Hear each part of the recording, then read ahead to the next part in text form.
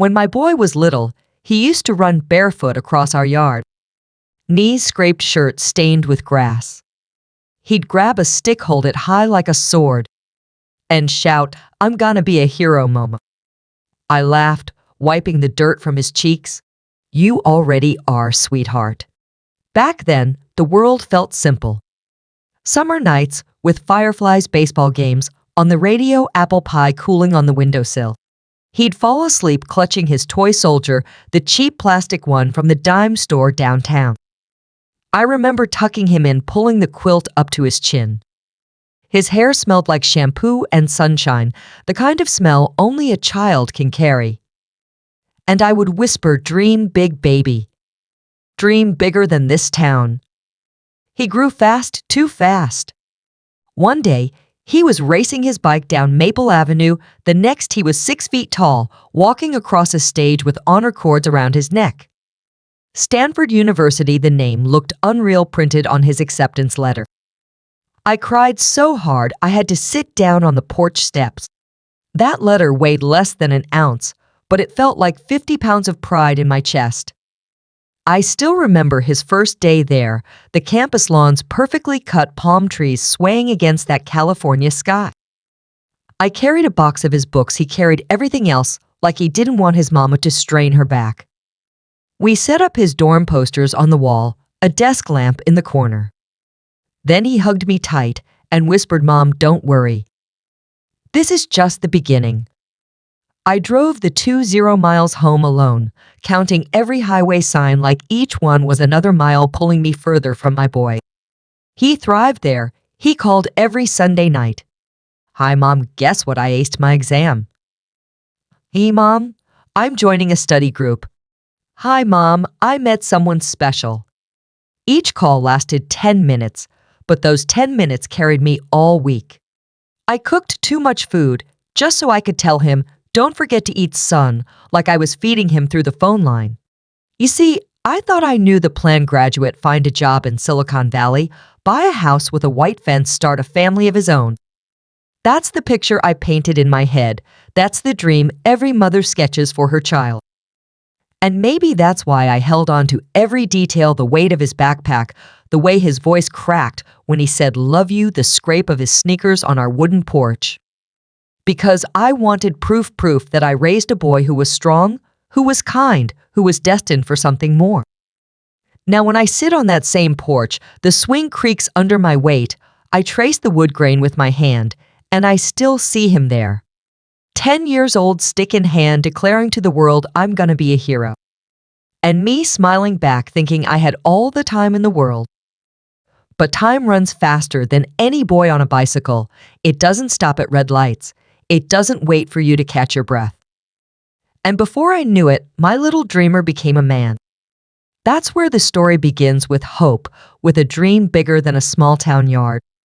A dream that carried him from our porch all the way to California and farther still. A dream that made me proud, so proud, even when it scared me to my bones. Because that's what motherhood is, isn't it? Pride in one hand, fear in the other, and your heart split right down the middle. If you're hearing my story right now, comment the place you're listening from. Tell me your city, your town, your state. I want to know how far my voice can travel. And keep watching until the end, because the hardest part of my story is still ahead. My name is Victoria. I live in Arizona. A quiet town, dry heat, in the summer dust storms rolling across the desert, the kind that sting your skin and rattle the windows at night. It's where I raised my boy, the boy you met in part 1. He grew into a man right here in this house. 6 feet tall, broad shoulders, a heart even bigger than his frame. Neighbors would wave when he jogged down Main Street 2 miles in the morning, 2 more in the evening, even in the July heat when the air felt like an oven. I still see him at our kitchen table, stacks of textbooks, coffee mugs everywhere, pages filled with his handwriting. He was the first in our family to attend Stanford University. I thought that would be his path. The long drive from Arizona to California, over 700 miles, packed car windows down, music, blasting, both of us laughing at nothing. Graduation came fast cap and gown red tassel swinging in the breeze. He walked across that stage, 22 years old, diploma in his hand. I clapped so hard, my palms stung for hours. My heart weighed 50 pounds that day, all pride, all joy. That night at our dining table, the one that seats 6, he pushed his plate aside, looked me in the eye.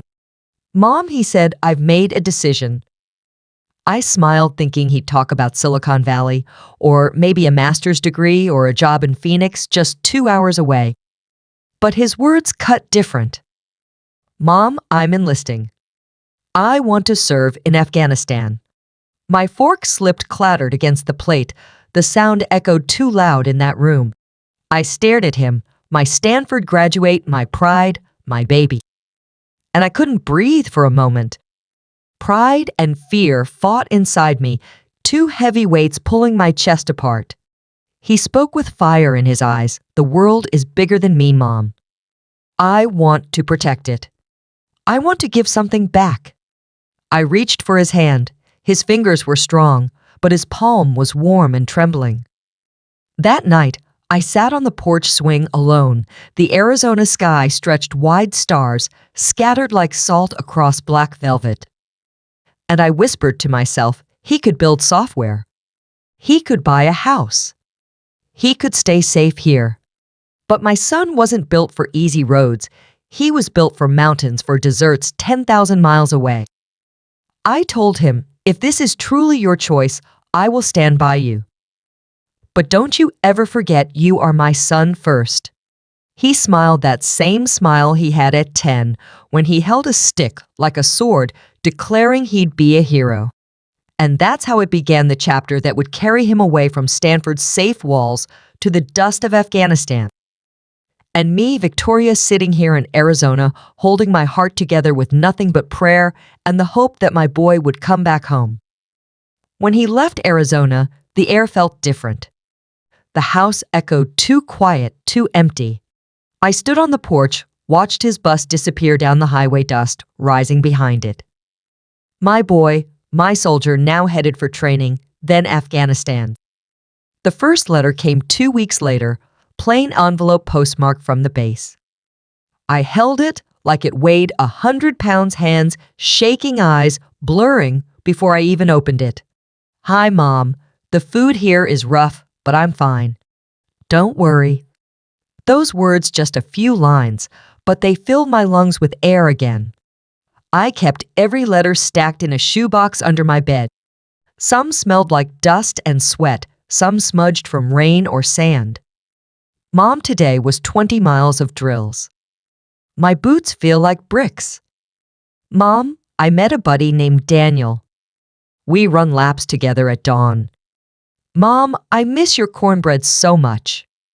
Promise me you'll bake it when I'm home again. Every word, every line became my heartbeat. I read them at the kitchen table, coffee cooling beside me, clock ticking too loud on the wall. Sometimes I pressed the paper to my cheek like I could feel his warmth through the ink. The distance was thousands of miles, but the letters made it inches, just inches between us.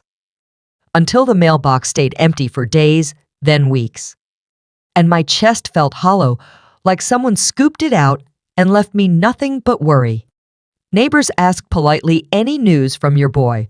I forced a smile. "Yes, he's fine. He's strong." Then I went inside, closed the door, collapsed against it, whispered to the walls, "Please, God, let him be safe." One night, the desert wind howled, windows rattled in their frames. I sat by the lamp, shoebox open beside me, reading his letters again for the 100th time. My lips moved silently, tracing his words like prayer. And in the quiet, I thought, if ink is all I have left, I'll take it. I'll take every word. The last letter I got before the silence grew too long said only this: "Mom, don't be scared. I'm where I need to be. I'll write again soon." I folded that paper slow, slid it into the box, and sat in the dark counting the days. Arizona nights are cold, even in the desert. The stars stretch wide, but the sky feels heavy. And me, Victoria, alone on that porch swing, rocking back and forth holding letters close to my chest, praying that the next sunrise would bring another envelope.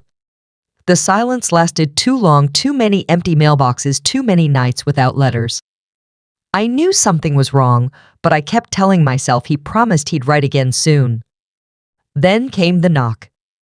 It was a Saturday afternoon sun, blazing hot over Arizona cicadas, buzzing in the trees. I was in the kitchen rolling out pie dough flour on my apron, hands covered in white. The knock came sharp, 3 times hard enough to make me jump. I wiped my hands on a towel, walked to the front door, and opened it. 2 men in uniform stood there, hats in their hands, faces too serious, eyes too heavy. My knees went weak. I gripped the doorframe because I already knew. One of them spoke soft, careful words. "Mrs. Victoria Hayes, we regret to inform you." The rest blurred like the desert heat on blacktop. All I could hear was my own heart pounding like a drum in my ears. They held out a flag folded tight, edges sharp, as if cut with a blade. Red, white, blue pressed into a perfect triangle. It looked so heavy, but weighed less than 2 pounds, I know, because I held it and my arms shook like I was carrying the whole world. The pie crust burned in the oven, smoke alarm blaring, but I couldn't move, couldn't breathe. The men spoke again, words about sacrifice, about honor, about bravery. I wanted to scream, to shout, "Don't talk about honor, bring me my boy back." But no sound left my throat. Neighbors gathered outside, someone turned off the alarm, someone whispered, "God bless her." But I didn't feel blessed. I felt ripped apart, like someone had reached inside and stolen my heartbeat. That night, the house was darker than ever. I sat at the kitchen table, flag folded in my lap, shoebox of letters beside me. His handwriting on paper, his dream in ink, now replaced by silence, by a flag that couldn't speak. The funeral came fast, too fast. Arizona's sun beat down over a row of chairs. 30 minutes felt like 30 hours. The flag lay across the coffin, neat, precise, perfect. But nothing about this felt perfect. When they lifted the flag and folded it again, 12 steps, 13 folds, each one cutting me deeper.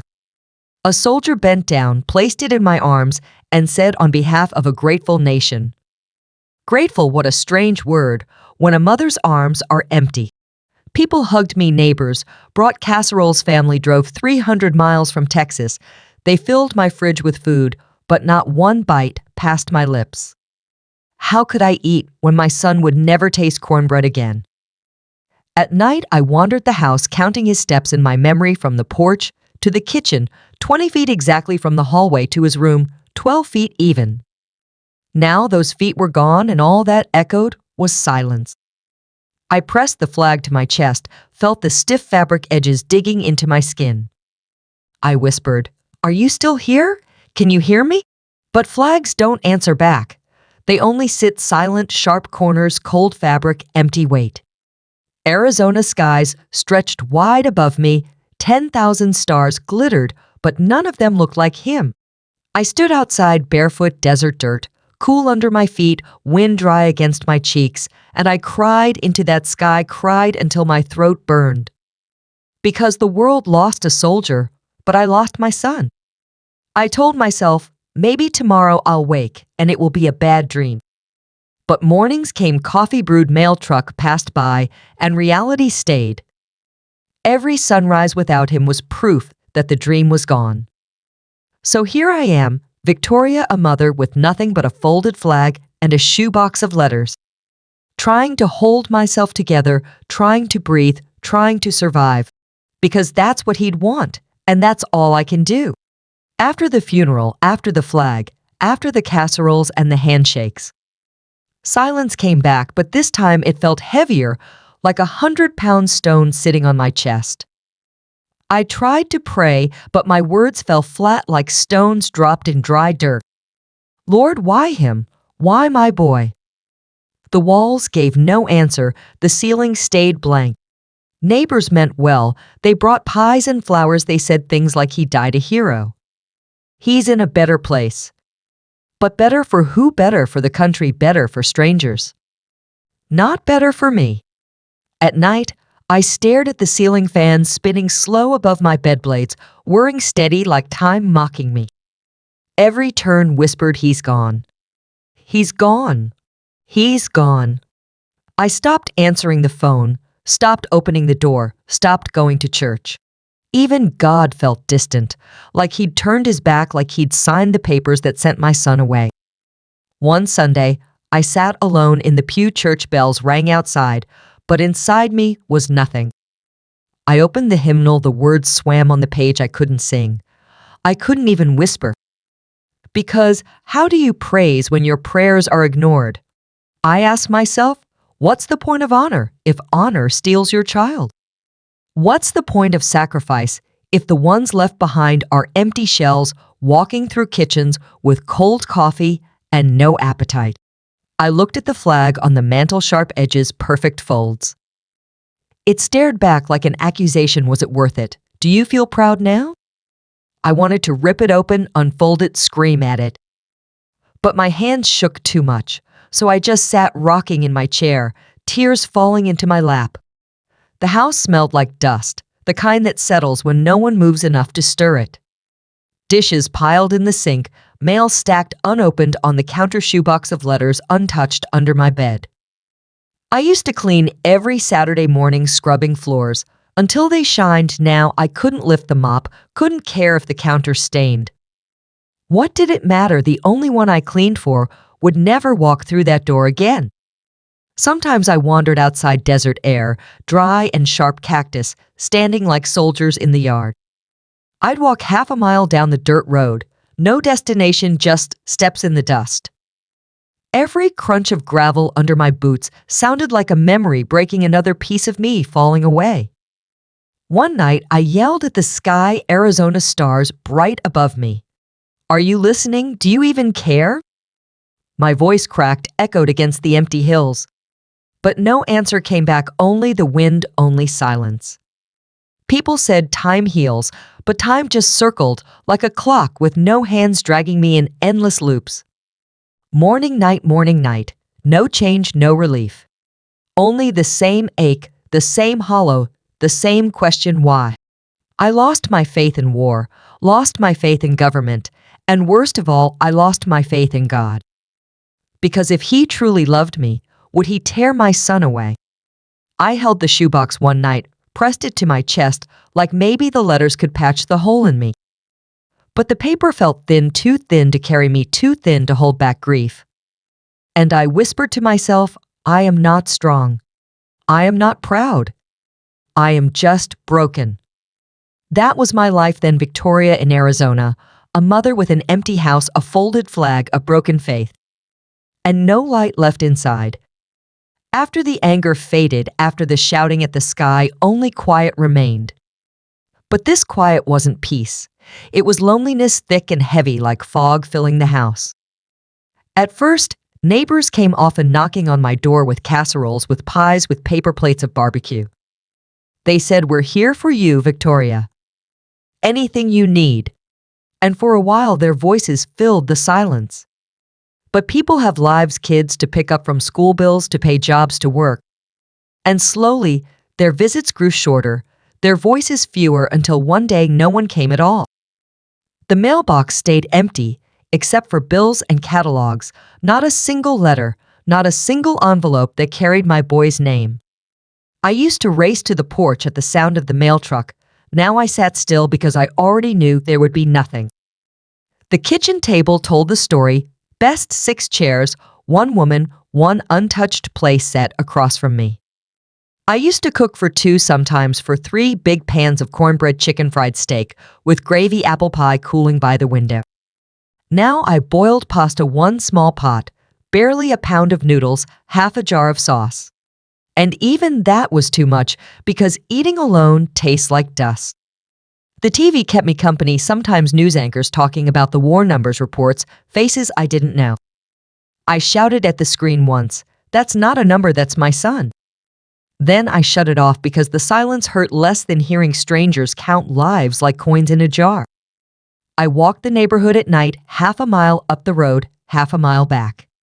Streetlights flickering, dogs barking behind fences, my footsteps echoing on cracked pavement. People waved from porches, but they didn't invite me in. They nodded politely, then went back to their families. And me, Victoria, I walked back to my empty house. Inside, the clock ticked too loud. The floor creaked under every step, the refrigerator hummed like a low growl. And I felt like a ghost moving through rooms that no longer belonged to me. His bedroom stayed the same bed, neatly made trophies lined on the shelf, a football jersey folded in the drawer. I sat on his bed one night, measured the silence with my breath, and whispered, "Do you still live here, or am I the only one left?" The walls didn't answer. Loneliness doesn't shout, it whispers, it seeps into corners, it hides under blankets, it crawls into your chest at night. It makes the house colder even when the thermostat says 72 degrees. One evening, I set the table for 6 again, out of habit, maybe, or madness. Plates lined up, forks, knives, glasses, candles lit. I sat down, waited, listened. Only the clock replied tick, tick, tick. 8 empty chairs staring back at me. Sometimes I thought if loneliness had a sound, it would be the slam of a screen door when no one comes back through it. If loneliness had a weight, it would be 20 pounds pressed on your shoulders every morning. If loneliness had a taste, it would be cold coffee left on the counter overnight. And that was my life then, Victoria, in Arizona, not just grieving but abandoned by time, by neighbors, by the world. A ghost in my own house, a mother without a child, a woman without a voice. It happened on a Wednesday afternoon, sky pale blue, air dry as sandpaper. I was folding laundry towels warm from the dryer when I heard it 3 knocks on the door. My stomach dropped the last time soldiers knocked. They brought a folded flag. I froze in the hallway, hands clutching a towel, heart pounding like a hammer in my chest. Slowly, I opened the door. A young man stood there, uniform, sharp boots, dusty hat in his hands. He couldn't have been more than 25, broad shoulders, eyes too old for his face. "Mom," he said, his voice steady, but his hand shook slightly. I stepped aside. Let him in. The living room smelled of coffee and lemon cleaner from the morning. He sat on the edge of the couch, back straight, like he was still on duty. I lowered myself into my chair, flag folded tight on the mantel above us. "My name's Daniel," he said. "I served with your son." The words cracked me open like thunder splitting desert sky. I gripped the arms of my chair, leaning forward, afraid to breathe. He told me about the night, a firefight in the mountains of Afghanistan, dust thick as fog bullets, tearing the air like wasps. Daniel said, "Your boy, he saved me." He pushed me down, took the fire himself so I could crawl out alive. I closed my eyes, but tears spilled anyway, hot on my cheeks, burning like Arizona sun at noon. My son, my baby, died, so another mother's child could live. The thought cut deep, but it carried weight, a strange kind of honor, twisted with grief. Daniel reached into his pack, pulled out a small notebook, edges frayed, pages bent from sweat and dust. He held it like glass, then placed it gently in my lap. This was his, he said. He wrote in it often. "And there's something at the back, meant for you." My hands trembled as I flipped through the pages. Little sketches, half-finished thoughts, lists of songs he wanted to learn on guitar. Then on the last page I saw it. His handwriting slanted, uneven from haste. "Mom, if I don't come back, tell yourself I love you more than anything in this world." I pressed the notebook to my chest like I could feel his heartbeat inside it. My tears fell on the ink, smudging the words slightly, but nothing could erase them. Daniel looked away, his jaw tight, eyes glassy. "I owe him my life," he whispered. "I owe you everything." From that day forward, Daniel came often. He fixed the squeaky porch swing, carried groceries from the truck, sat with me on quiet evenings.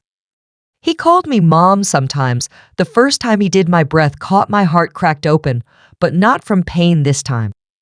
We shared meals, simple ones, cornbread hot from the oven, green beans with buttersweet tea, cold with ice cubes clinking. He'd tell me stories about campfires overseas, about the joke soldiers, told about how my son always spoke of Arizona, always spoke of me. And slowly, piece by piece, the emptiness inside me shifted. Not gone, never gone, but softer, less jagged. Like someone laid a blanket over broken glass. I still slept with the flag nearby, still kept the shoebox of letters under my bed. But now there was Daniel, a living reminder that my boy's sacrifice meant something. Not just in medals or speeches, but in flesh and blood sitting at my table calling me mom. For the first time in months, the house didn't feel like a tomb. It felt like a home again, different but alive. A month after Daniel came into my life, a letter arrived in the mail. Not a bill, not a catalog, not junk, but an envelope thick with weight gold seal on the front, return address from Washington, D.C. My hands shook opening it, the words blurred as I read. The United States of America awards posthumously the Silver Star for gallantry in action. A medal for my son for bravery beyond measure. They invited me to a ceremony at the state capitol, 200 miles from my home in Arizona. Daniel drove me there, uniform, pressed boots, polished. I wore a navy dress, the one I'd saved for special days, a scarf my son once gave me wrapped tight around my shoulders.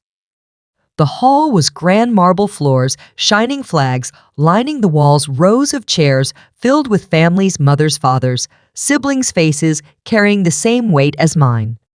When they called my boy's name, I stood slowly, every step heavy, like I carried 50 pounds of grief on my shoulders.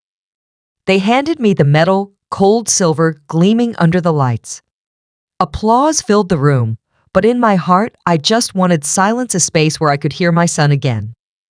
Still, as I held that medal, I felt something shift. Not just pain, not just loss, but pride, real pride. Because his name was not forgotten, because his story was not erased. After the ceremony, people came up to me shaking my hand, thanking me, saying his name out loud. Every thank you, every handshake reminded me that my boy still lived in memory. Not just mine, but theirs too. A week later, the town gathered at the park. They built a stone wall, etched with names of local heroes. I walked down the row, slowly, 20 feet of granite names carved deep. And there it was, my son's name, letters sharp and permanent. I traced each letter with my finger, cool stone, under my touch, hot, tears on my cheeks. Neighbors stood behind me, hats off, hands over hearts. Daniel stood beside me, his voice low, "See, Mom, he's still here. He'll always be here." The crowd spoke his name together, loud, clear. And in that moment, I realized something. Silence had followed me for months, but here in this park, surrounded by voices calling my son's name, the silence broke. At home that night, I placed the medal beside the flag, both resting on the mantel, symbols heavy with weight, but lighter in my heart now. Because now they carried pride too, not just grief. For the first time, I looked at that folded flag and whispered, "I see you. I hear you. You are not forgotten." After the medal, after the ceremony, after the wall with his name, I came home and something felt different. The house wasn't lighter, but it wasn't as dark, not anymore. For months, I had kept curtains drawn shut out the Arizona sun, as if daylight was too cruel. But one morning, I pulled them open, light poured through the windows, dust swirling in golden beams. And I thought, maybe I can breathe again. I stepped into the yard, dry soil cracked under my shoes, the garden overgrown, weeds taller than my knees. I grabbed the old shovel, rust on the handle, splinters biting my palm. And I started digging. I planted roses, the kind my boy once picked for me back in high school prom night, red petals tucked in his date's hair. I planted sunflowers too tall and bright because he always said they look like sunshine standing still. Every morning after that, I watered them 1 gallon at a time, hose heavy in my hand, sweat rolling down my back in 95 heat. But each bloom felt like a heartbeat, each petal like a breath. The garden became my chapel, the dirt my prayer book, the flowers my hymns. Daniel often joined me rolling up his sleeves, pushing the mower across the yard, sweat soaking his shirt. We worked in silence. Sometimes other times he'd talk about campfires overseas, about jokes soldiers told about how my boy always bragged about Arizona skies. At night, we shared meals again. Nothing fancy, cornbread fresh out of the oven, mashed potatoes with too much butter, iced tea cold, with lemon slices floating. Daniel ate like he hadn't seen home cooking in years, which of course he hadn't. And as he sat at my table calling me Mom, the house no longer felt empty. I started cooking more, not just for Daniel, but for myself too. Because for months, I had eaten like a ghost half bowls of soup, stale bread from the freezer. Now I baked pies again, apple, peach, cherry, just like before. And the smell of cinnamon finally chased the dust out of my kitchen. Neighbors noticed too. They saw me walking again 1 mile each morning through the neighborhood past cactus blooming pink in spring. I waved back when they waved, and this time I meant it. I even went back to church, sat in the pew, sang a hymn, soft at first, then stronger. Because faith wasn't about answers, it was about holding on even when the answers never came. The house will never be full again, not like before, but it is not silent anymore. It carries laughter, sometimes Daniel's voice in the kitchen, neighbors stopping by with peach cobbler, church ladies bringing hymns in their mouths. And me, Victoria, not whole, but not broken either. I learned something in those months. Healing doesn't erase pain. Healing carries it differently. It turns sharp glass into smooth stone, still heavy but easier to hold. So I keep planting, keep cooking, keep walking. Because my son's story doesn't end with silence. It continues in me, in Daniel, in the flowers blooming red and yellow, in every meal shared at my table. It's been 2 years now since that knock on my door. 2 years since the folded flag, since the silence, since my world cracked open. I sit here today on my porch swing in Arizona, the desert stretching for miles, the mountains purple at sunset. The air warm 90 degrees, still at twilight, crickets humming in the yard. And for the first time in so long, I feel peace. The roses I planted bloom red, the sunflowers stand tall, their yellow heads reaching skyward. The garden smells sweet in the evening, soil-rich hose water cooling the ground beneath my feet. I run my hands across the petals and whisper, "These are for you, son." Inside the house, the mantle holds the flag, the medal, and the notebook. 3 symbols, 3 pieces of him, 3 anchors for me. I dust them each Saturday morning, polish the frame, whisper a prayer of thanks. Not just for what I lost, but for what I gained. Because grief carved me hollow, but love filled me again. Daniel still visits often. He calls me Mom, without hesitation now, and I answer back without tears in my throat. He mows the lawn, helps fix the leaky faucet, sits with me for Sunday dinners. Last week, we baked cornbread together. He spilled half the flour on the floor, laughed so hard I laughed too, and for a moment the kitchen sounded alive again. The town remembers my boy too. Every Memorial Day they gather at the wall, names etched in stone, flags waving in the breeze. Children run with sparklers, old men in caps salute the mayor, gives a speech.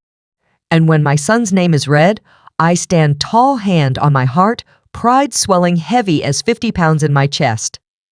Because he is not forgotten, not by me, not by them, not by this country. I thought love ended with loss, but I was wrong. Love stretches farther than miles, farther than oceans, farther than time itself. Love builds bridges between the living and the gone, between Arizona soil and Afghan mountains, between a folded flag and a mother's beating heart. Now when I sit in the quiet, it no longer feels empty. It feels full with his laughter, echoing faintly with Daniel's footsteps in the kitchen, with neighbors calling my name from across the fence. I am not alone anymore. I am Victoria, a mother who lost her son, a mother who found strength again, a mother who carries pride alongside the pain. I hold both, and both belong to me. Tonight I will carry the flag to the monument, set it gently at the base, stand beneath the carved stone, his name glowing in the evening light. I'll whisper, I love you. I'm proud of you. You will live forever here. And then I'll walk home quietly, peacefully, because I know he is still with me in every star above, in every flower blooming, in every heartbeat of this land we call America. So I ask you listening to my story tonight, what would you give to protect the ones you love? What would you carry so the next generation can stand free? It is a heavy question, but one worth holding. If you're hearing my story right now, comment the place you're listening from. Tell me your city, your town, your state. I want to know how far my voice can travel. And don't leave yet. Stay with me until the end, because love, loss, and pride live in every corner of this story. And maybe in your story too.